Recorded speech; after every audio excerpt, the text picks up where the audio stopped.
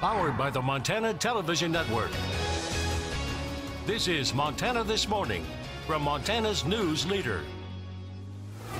Good morning and thanks for waking up with us today. I'm Justine Stewart. And I'm Louis Storch. Hope you're having a good start to your Monday. If you look outside right now, Justine, a little bit of snow on the ground out there. Some more snow out there this morning. Yeah, we had some bands roll through last night. Actually, it wasn't a lot of snow, but some heavy bands out at the airport. Report about midnight last night. About 1.5 inches of snow fell in just a span of 20 minutes. Wow. So it got really bad for a while. Most of that has moved out, but we are dealing with a lot of snow-covered roads this morning. So if you are heading out, maybe you give yourself a little extra time, and we can't rule out a few light snow showers sticking with us throughout the day today. Anywhere from mostly cloudy to cloudy skies. Not going to see a lot of sunshine, and really for the most part, not going to see a lot of sunshine all this week, as this forecast that you see here is pretty much going to be copy and pasted every single day with scattered snow.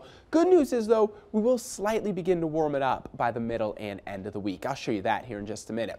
Forecast headlines, though, for this week remaining cold today and tomorrow, highs in the 20s and 30s.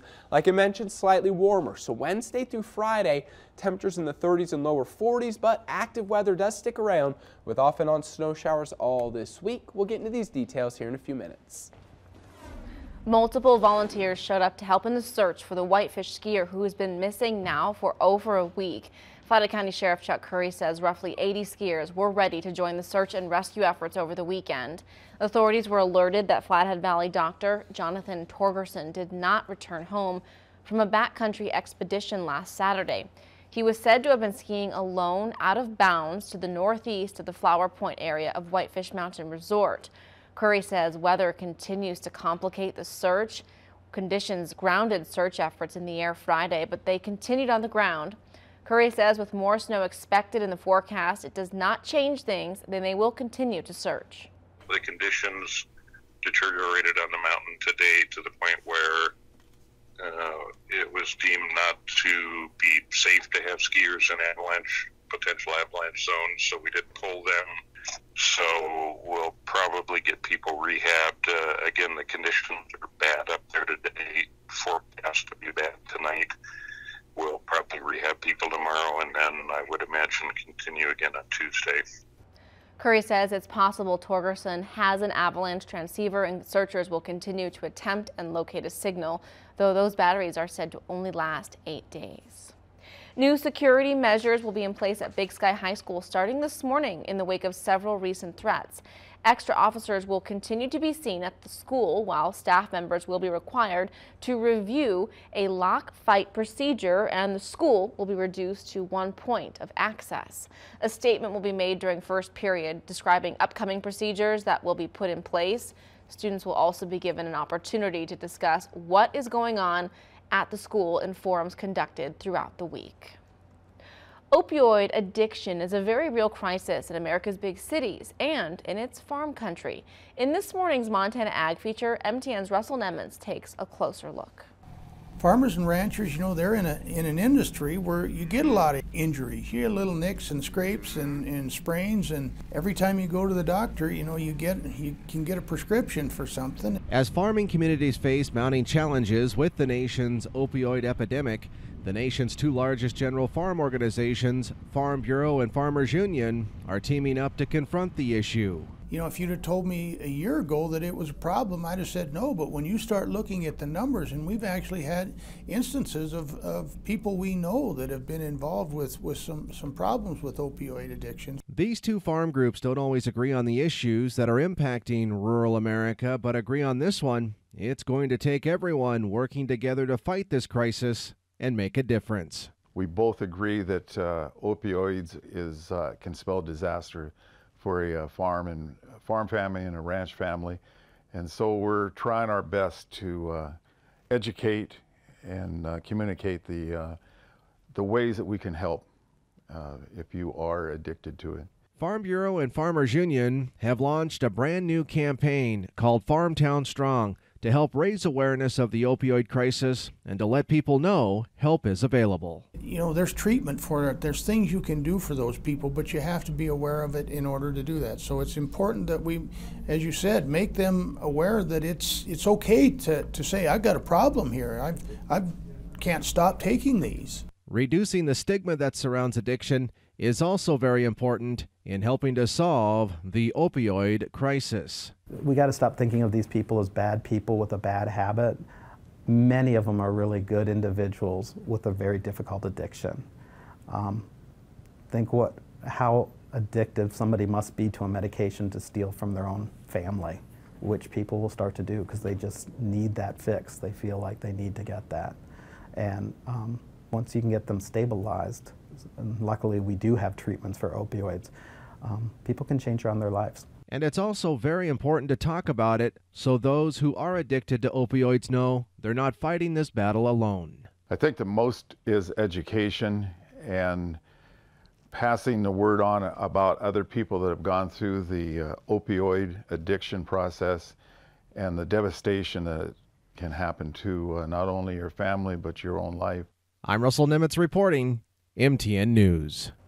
The Farm Bureau and Farmers Union have launched a new website, farmtownstrong.org, to provide easy access to information and resources that can help struggling farm families and rural communities. Missoula's Southgate Mall will be under new ownership in the near future as the current owners sign an agreement to sell the retail hub to an Ohio investment group.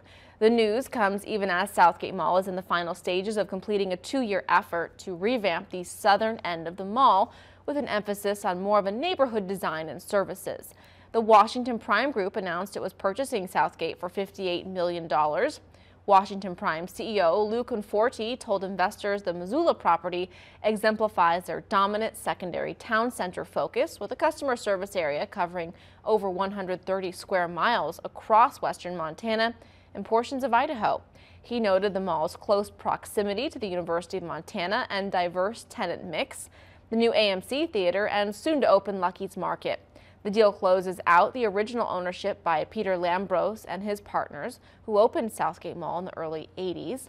The Southgate Mall sale is expected to be final in the second quarter of this year.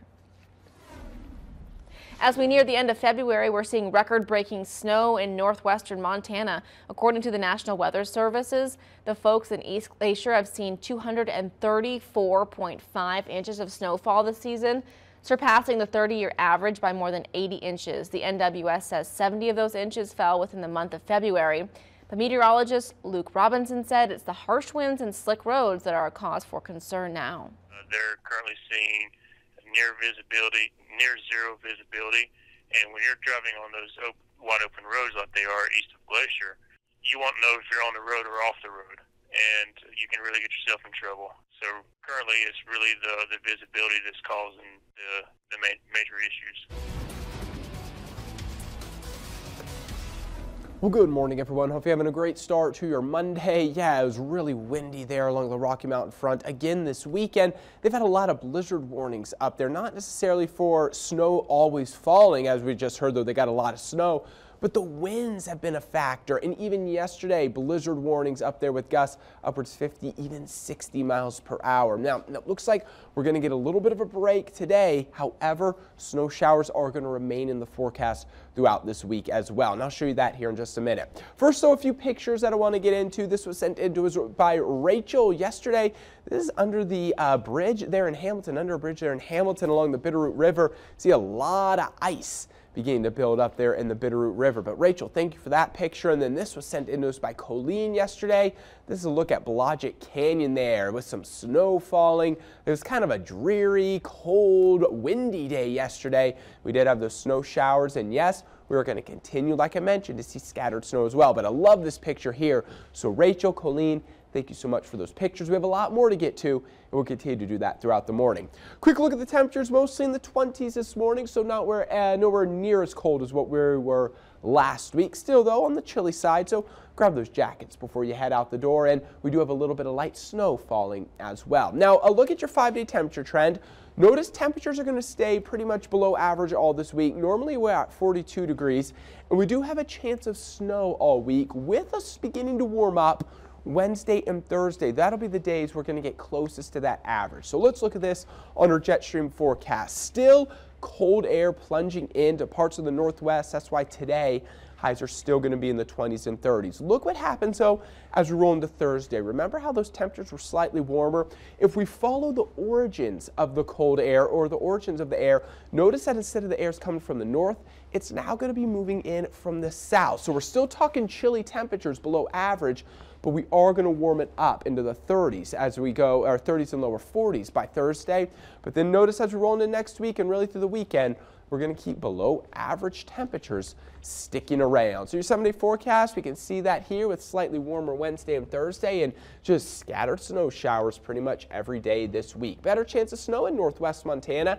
And as we warm it up, maybe a rain-snow mix Wednesday and Thursday. Hamilton, just about a 30 to 40% chance of some light snow each and every day with those temperatures in the 30s, lower 40s by Thursday. All right, well, thanks, Lewis, and make sure you do stick around because we'll be back after the break. But first, we have some birthday shout-outs for you this morning.